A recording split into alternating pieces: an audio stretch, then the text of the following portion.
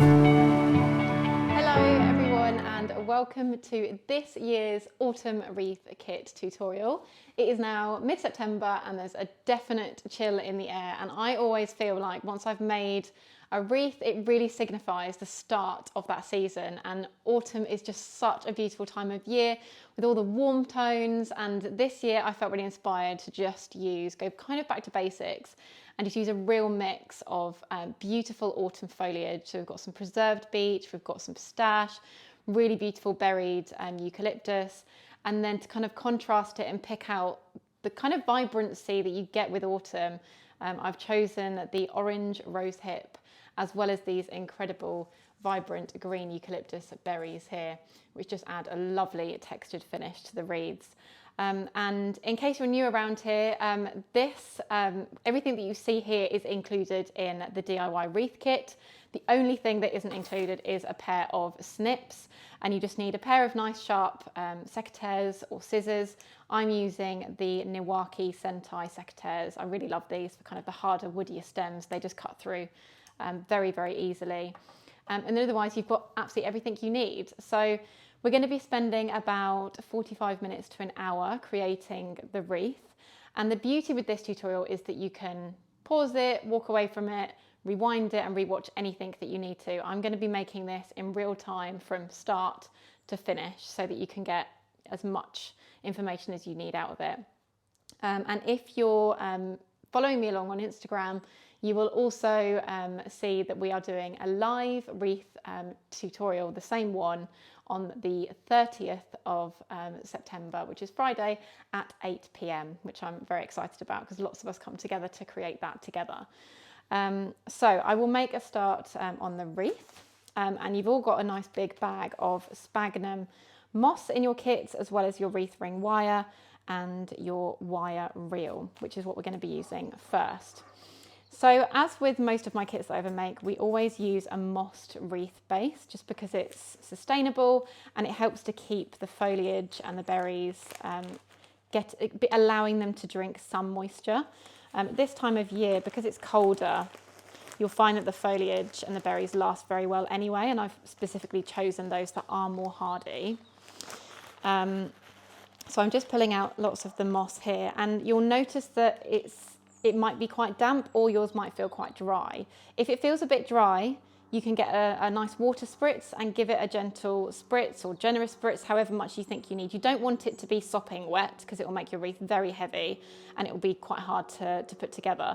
But you just want it damp is the best way I would describe it. And it does come with twigs, and you might even find some creepy crawlies in there, but it's absolutely fine. Just remove any of the big bits that you don't need.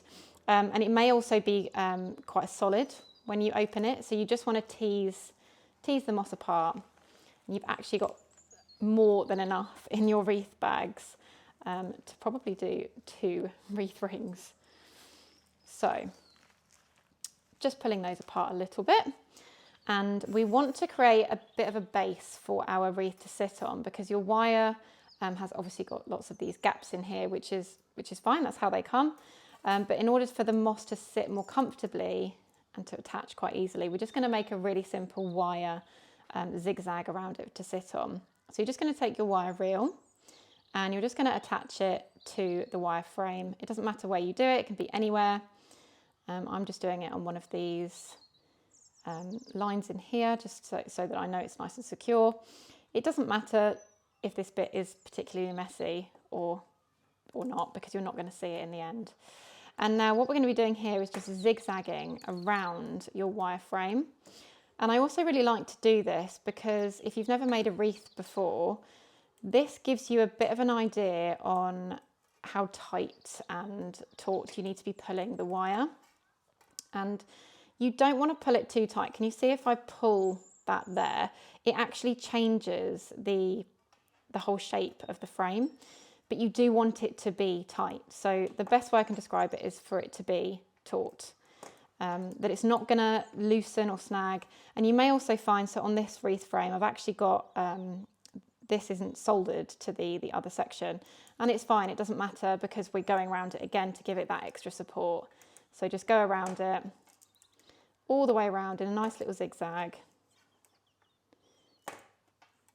until you reach back to the beginning. And we're not going to cut the wire reel, we're just going to leave it there because we're going to start adding our moss now. So once you're happy with that, you're going to take a generous clump of the moss and just mould it into a little bit of a clump. And you're going to position that on the top of your wire frame. And then you're going to take your wire reel and you're going to take it over and under in exactly the same zigzag that you've just done on the wire frame. And can you see how I'm holding it with my left hand so that it feels like it's secure already, and then the wire is just supporting that as it goes over. So that's one done, and we're going to do that around the whole frame. And just taking nice big generous clumps. You don't want the moss to be too thin because we actually want to be able to poke some of these stems that we're going to be using into the moss. So it needs to be of a good height and thickness, and you want it to be quite even the whole way round. And sometimes what I'll do is I'll pop a layer on and then I might even go over it again a second time, and that's fine too. But I always find this is the messiest part, but I do really enjoy this part. I find it, I don't know, it's not often you just get to get your hands just like in moss and kind of earthy ground. And it is quite therapeutic. But definitely use the box that your wreath kit came in to have underneath you to put all of your rubbish away as you go, because it can be a messy process, but very enjoyable.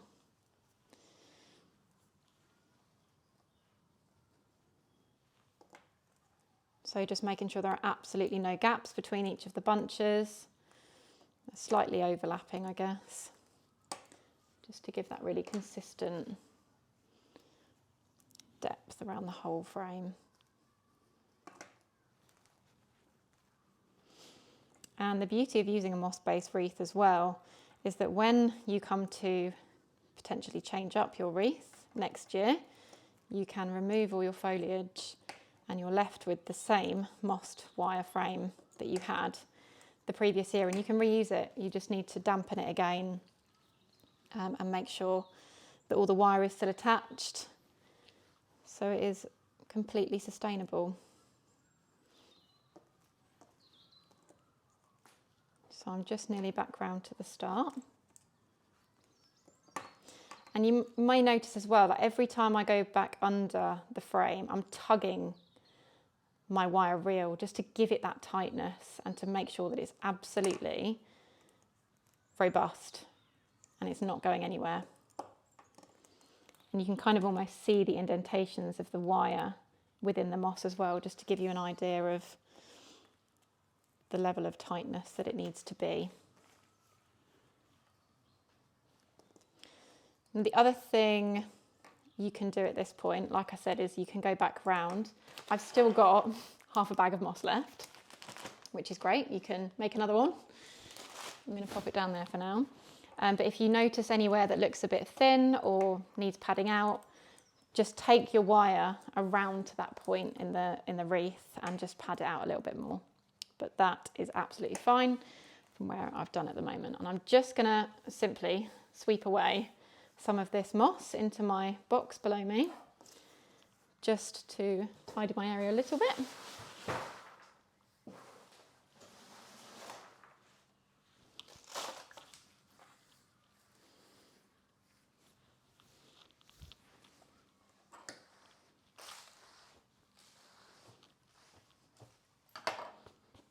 Okay, and you'll notice that I've left that wire attached to my wreath frame, which is great because we're about to start attaching all of our foliage, the really nice, exciting part. And the other thing you can do at this point, if you want to, with your twine that you've got to hang your wreath from, you can decide where the top of your wreath is going to be now and just simply tie the twine to the frame and make a big loop at the top. I actually like to do this at the end, just because sometimes with wreaths you find that just a certain part of it looks a bit more like the top or the bottom. So I like to do it at the end, and I'll show you how I do that when we come to it. So now we kind of get to be super creative, and we're going to be making small kind of little bundles of our foliage and berries as we go. Now, if you've seen me do this before, I always try and describe the size and the shape that we're trying to make. The shape is like a fan shape, I like to think of it as. So it starts small down here and it fans out. And this side, as in the side that's going to be on the very outer edge of your wreath, can be slightly longer because that's going to be the big bit. And we don't want to cover too much of the internal part of your wreath. What I'll do is I'll show you that on the wreath frame now so that you get a better understanding. So if I were to position a bundle, can you see how this long bit is doing a lovely job of making my wreath, it's going to be much bigger. And the inside bit is slightly tapered and smaller because we don't want to cover the internal part of the wreath, but we do want to cover the moss mechanics behind it. So my bundle is going to be a bit bigger than this. This is a little bit too small for me. And it really doesn't matter. And I think this is the beauty of wreath making, because they can be so unique and personal to you. It doesn't matter what order you decide to put them in, which pieces you decide to use first or last. It really is, and I would encourage you to allow your kind of creative juices to kind of just flow and just really kind of enjoy building up these little bundles. So I'm going to start with a couple of the pieces of the birch. Now lengthwise, you can have a little measure up against your wreath base if you want to. And then I'm probably going to layer on those two pieces on there. So I've got some of the eucalyptus and some of the pistache. And then for a little bit of kind of an accent to it, I'm going to add some of these lovely eucalyptus berries here. So the eucalyptus berries are quite amazing. So they start out this kind of very vibrant green, and these will dry to be more of like an earthy brown tone, which I really love. And the ends of the berries stay quite green. So once you're happy with your bundle, and I'll show you mine so that you can get an idea of size and shape. And once you're happy with it, you can trim off any ends if you need to. So that one there is just a bit poking out, that's fine. And I'm going to position it back onto my wreath base.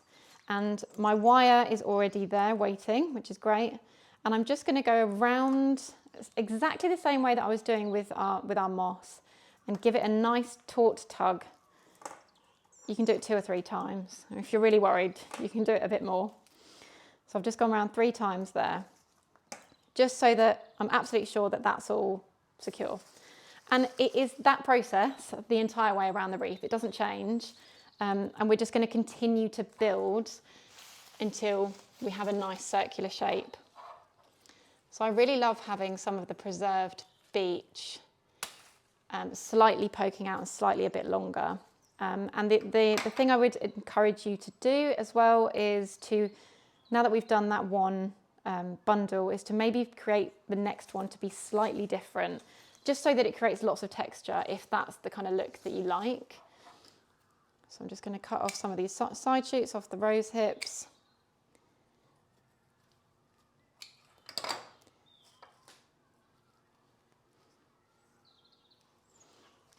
Because I didn't use any of these in the previous bundle.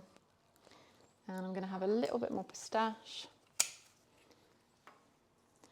And if you wanted to, you could cut all of your stems down before to kind of a manageable length before you start creating your bundles. But I actually really enjoy kind of just looking and seeing what I could use at each point, but it is up to you. And can you see how building it up on the wreath is actually making it really, really easy for me to see what this is going to look like? So I'm just holding my stems in place, and I've made sure that I've overlapped where my previous bundle was just here. So you don't want to go right on top of it because that would create the wreath to be way too bulky, but you just want to cover it like so. And then you can take your wire down And just go over and under those 2 or 3 times again and giving it a nice tug on your reel. 2's plenty there. Okay, and that's our second bundle in. And I'm just going to continue on in exactly the same way. And I think this time I fancy having some of this a bit longer and almost kind of just splaying out to that side there. And maybe even some of the red berry to go with it. The red berries can be quite heavy, which is why I quite like to make one stem go a bit further by cutting off the side shoots. So I could kind of layer that up like so. And I might use some of this berried eucalyptus a bit longer.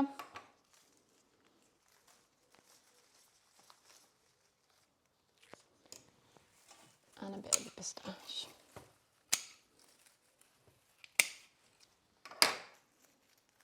Down here.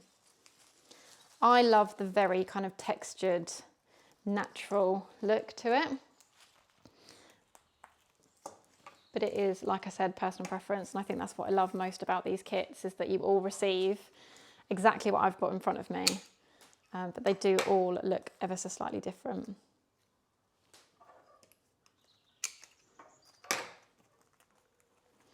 And just really have fun with experimenting with it and take your time.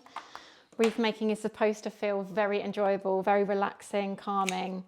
Don't worry, if this is your first time ever making a wreath and it takes you double the amount of time it's taken me, or even if you feel like you've got to this point and actually you just want to step away from it for a moment, that's also absolutely fine. There is no right or wrong way of doing this, and I think that's the beauty of being able to have a kit and being able to do it at home. You just go at your own pace, in your own comfort zone,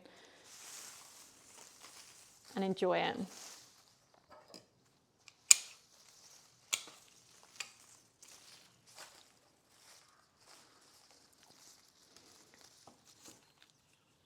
And you want to keep each of the bundles quite an even size, and that helps to create an evenly circular wreath.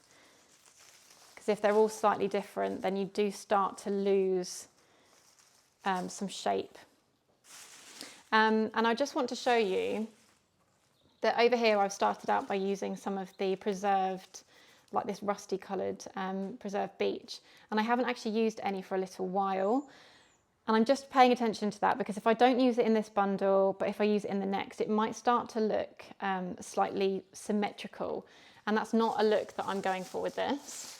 So I just wanted to explain my reasoning behind that, if it helps. So in this bundle, I'm going to be making sure to add some of that yellow in. And can you see how automatically that just suddenly brings everything back together again? Everything just starts to work in harmony, which is exactly what we want. And the pistache, which is this lovely stuff, is fantastic for adding just really effortless kind of bulk and that kind of pop of greenery. So I do like to use that in most of the bundles, and you've got 2 large bunches of that in each of your kits. And sometimes as I'm building up, I don't always trim the stems in each bundle as I'm holding them. So just trim them off once you've attached that bundle to your wreath.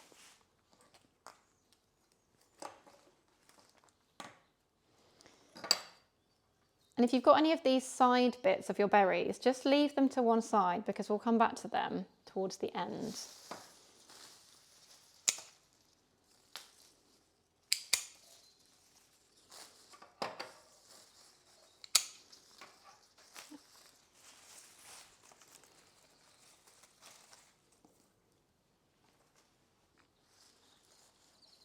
And like sometimes I'm happy to kind of just go with the way that the twigs go and just trying to use them in a way that feels natural to the wreath. And I actually really love the way that this particular stem is curving around the wreath. So it's actually going to help the wreath look more circular.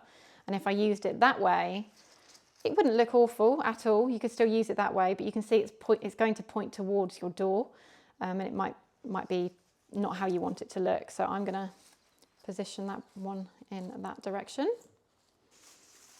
Add a touch more of the beech.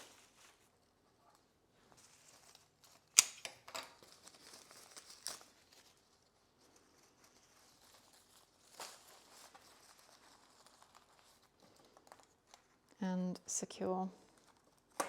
So I'm always trying to hold those stems together with my left hand and securing with my right.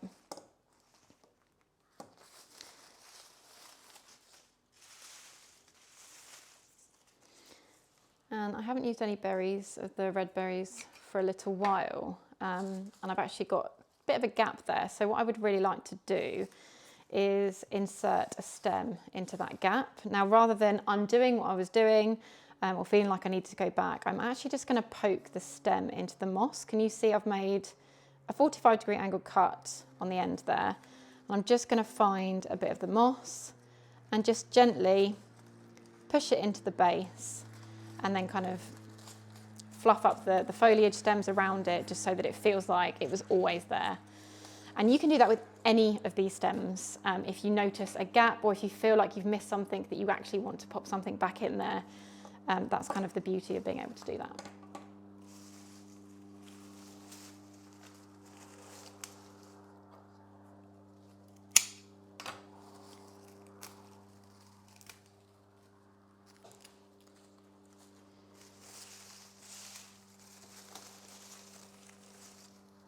And I'm often asked how long the wreaths will last. And they don't really require much maintenance, but if you want to really prolong the life of your wreath, then you can look after it by giving it a generous spritzing of water. And you just want to do that on as close as you can to the moss. So if you don't want to take it off the door, you can just try and move some of the foliage and spritz it as close to the stems as possible. Or you can remove it from your door and turn it over and spritz the back of the moss, because the moisture will get absorbed into the forefront of the wreath. But it's entirely up to you in the way that you want to do it. And if you don't do anything to it at all, then it will still look lovely. So mine's been on my door for 2 weeks now, the one that I previously made before we did this tutorial. And the berries are starting to dry, so they've suddenly got lots of texture to them, these ones, and the foliage still looks really fresh. So eventually it will all dry out as well very beautifully, so it's up to you. I know some people have still got last year's autumn wreath kit that they made with me, and they said that they really love the fact that it's dried out and actually some of the foliage has turned into that like kind of lovely, almost kind of that greyy eucalyptus colour, and then the contrast with the preserved beech looks really lovely. So it's personal preference, it's up to you whether you like that look. Okay. The other thing you can do as you're building your wreath, because it's quite difficult, as you can see I've got a lot of stuff on my island, and it can be quite difficult when you're working on top of your wreath to gauge how it's looking and how it's all working together. So I'd say I'm just over halfway. I think I've just gone one bundle over halfway. And if you're with a friend or anybody that you're making it with, you can have them hold it up for you so that you can get a sense of how it's looking. And notice any of the gaps that you see at all. And I'll pop it over this side because it might be a bit of a plainer background for you to see.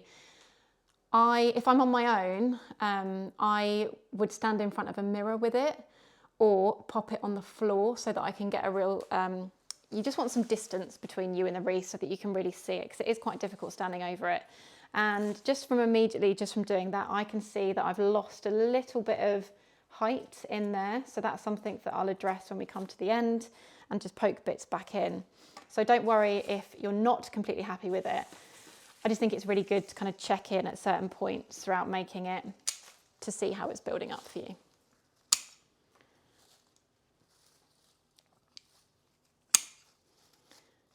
I'm just using some more pistache.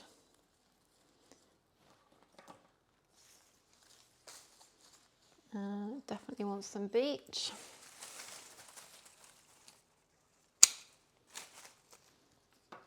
Probably a bit too big. That just would feel a little bit, I'd probably put it at the back anyway. It might just feel a little bit too long. So I'm just going to cut this piece down so that I've got a slightly smaller piece to work in the back of the bunch.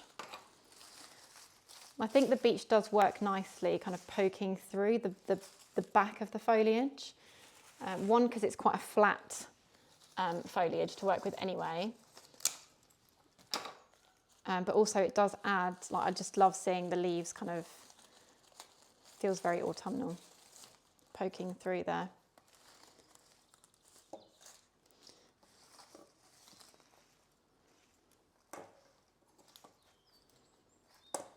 Nice tug on, make sure everything's nice and secure. And I'm just going to add in some of the green berries into that same bunch. So even though I've tied it off, I'm still going to go back over it. I just want to add those in, just to add a bit of length and texture.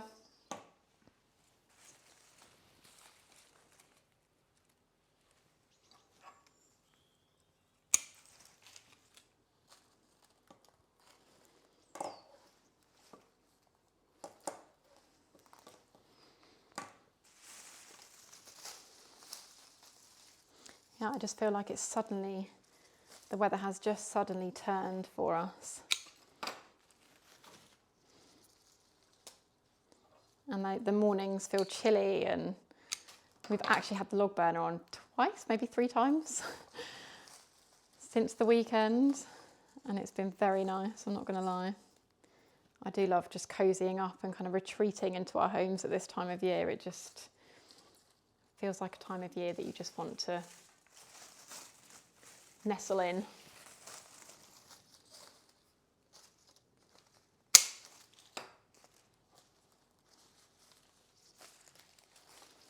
After what's been a very beautiful summer, we've been so lucky.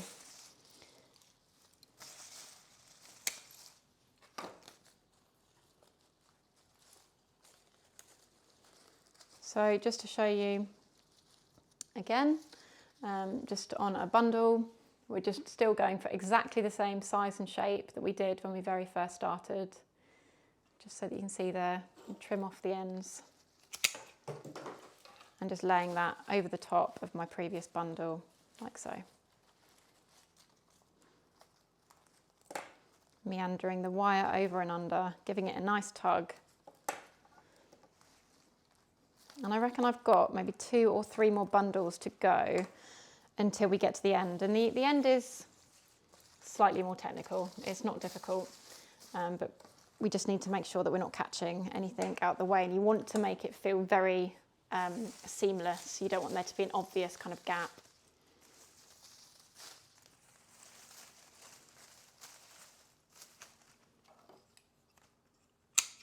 I'm going to have some of this pistache working a bit longer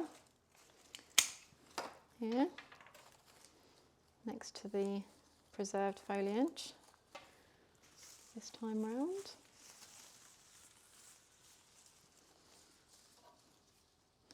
I think somebody asked me how big the wreath was on the door. I used absolutely everything in the kit on the wreath that's kind of photographed on the website and everything, and it is huge.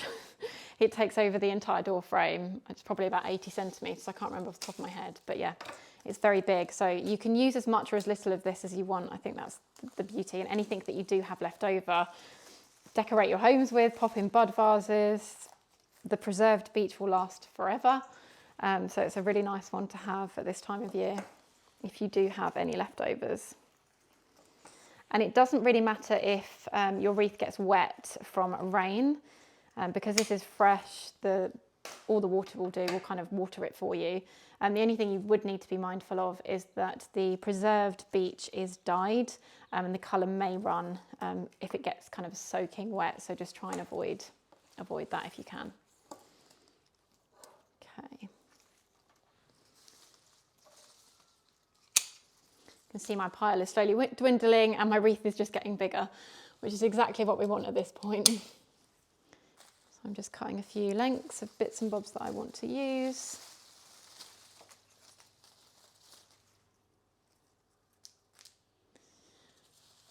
And this lovely eucalyptus berry.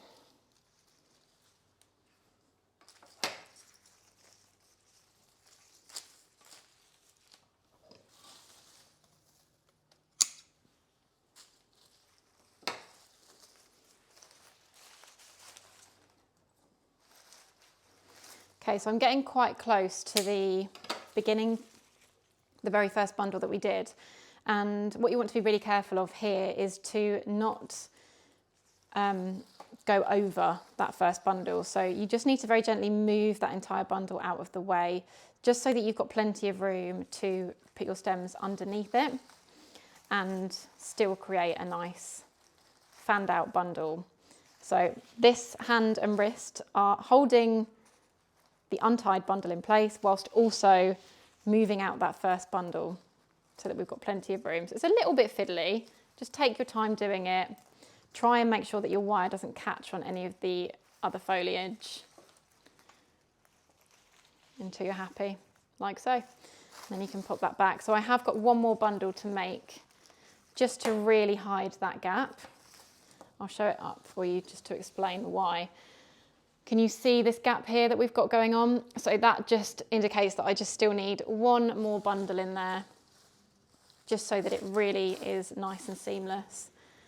And I'm going to fill it with some pistache. Yep, nice pop of green.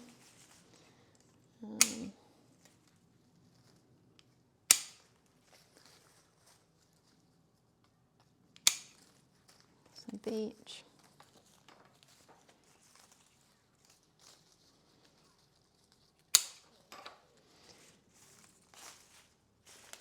And a little bit of the deep burgundy preserved beech as well.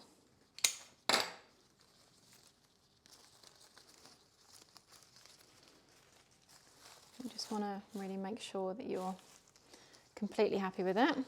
I'm going to trim these stems quite low so that I can secure them to the wreath quite easily there. And I'm just going to pop in, just seen over here, the green berries. So just a little fan of something different. And like we just did previously, moving that first bundle away, and I'm going to angle this bunch to make sure that it covers that gap. So I know that my gap is here, and this foliage, it needs to cover that point. So I'm just making sure that it's angled to perfectly cover that, so that when I tie it and I let go, that I know that that piece is secure. So as before, a little bit fiddly. Take your wire to the point where you need to tie and go over and under with your wire reel. Nice big tug to make sure that's really secure, and then you can kind of relax in knowing that it's in position.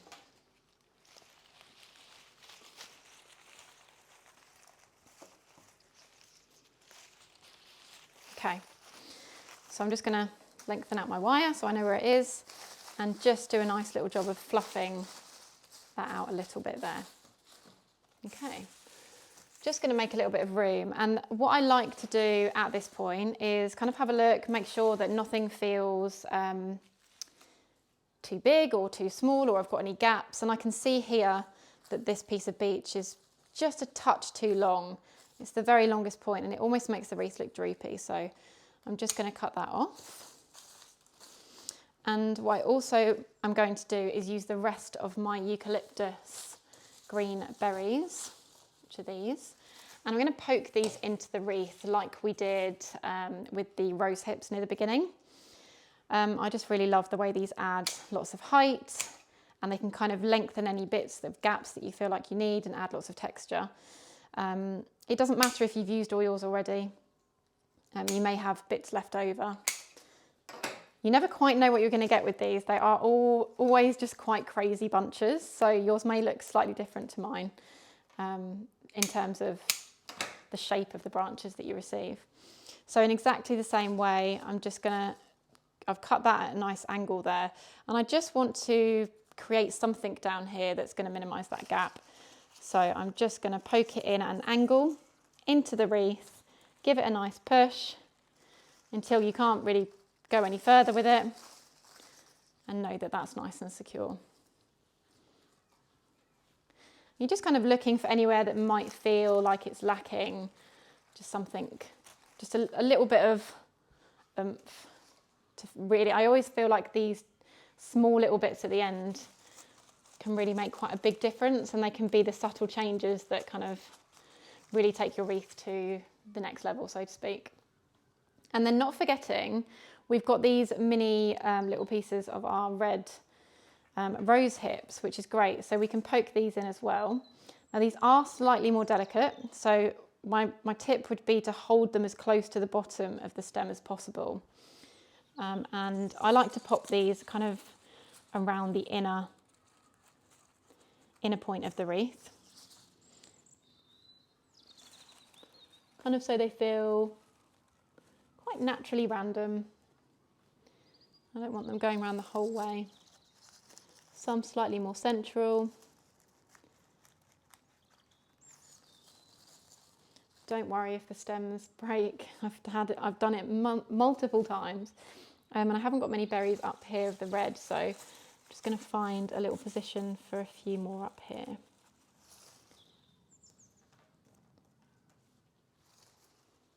Slightly too broken. Just find a little mossy gap and poke. Very, very simple.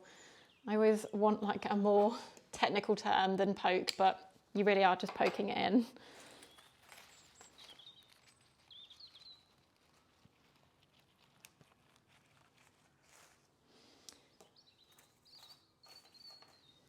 And I've got one more that probably wants to go in somewhere.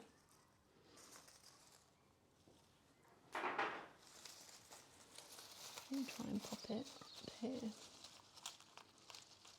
Yeah. I always say one more, which normally means about 3 more. Okay. And we do have another final job to do. Because we do still need to take our wire, cut our wire off. And I'm just going to add a touch foliage on that bottom base bit. I always feel like if you notice something now, it will bother you when it's on the door. So try and do something about it.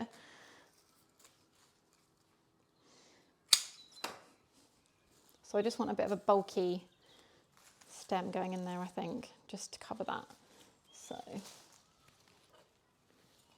these are quite thick stems, so I'm really cutting that at a really nice point, so it makes my job much easier, and poking it into the moss like so. And you can kind of feel like once it's really caught in there. And I might do that again just over here. Oh, put my tap on. And this is where we're just trying to make it all as circular as possible. So I'm going to do the same just here. You might notice if you can see that kind of V shape, it's just very gappy there. And that happens, it doesn't matter. And we can easily fix it. She says, just pop in that stem. You might need to give it a wiggle. There we go. In there. Okay, I think I'm happy with it.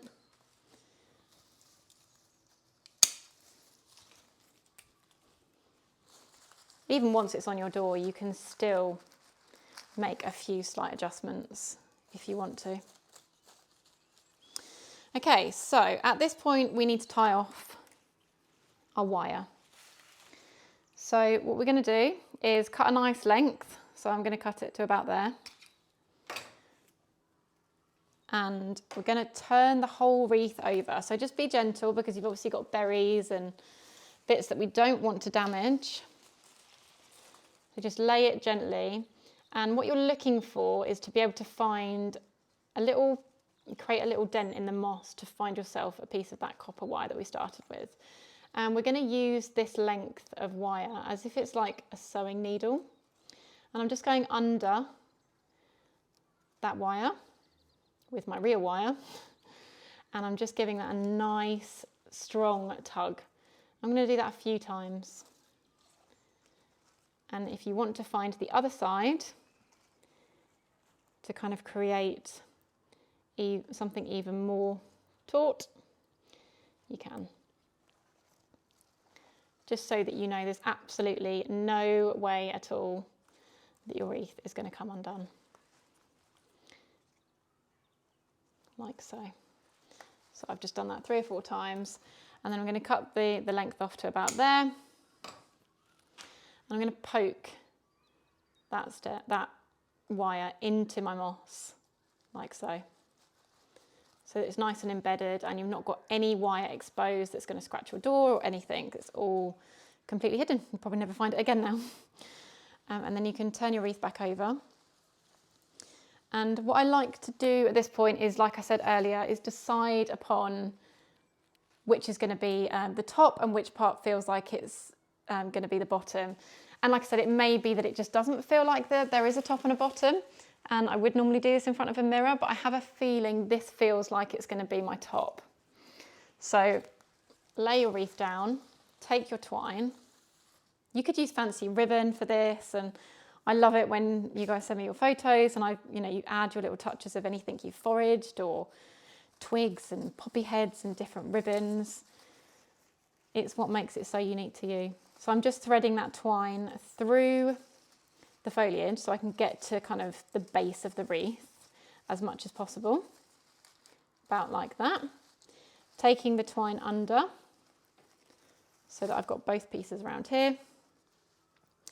And then I'm going to pop just a very simple knot as close as I can get to the wreath itself. Just going to do that twice. Very difficult to see, but you can just see my knot there.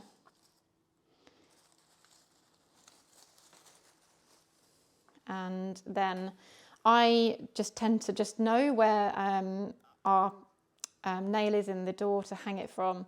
So I'm just going to create a very simple loop knot at the top, and I'm going to do that double because the wreath is quite heavy. You don't want there to be any risk of it falling. And then I'm just going to trim off those ends just to neaten it up a little bit. And once it's hung on your door, like I said, you can continue to kind of move anything around and add little bits in, anything that you've got left over. But yeah, I really, really hope that you just thoroughly enjoy making it, as well as enjoying kind of seeing it every day as you walk into your doors. So yeah, I would love to see, and thank you so much for watching.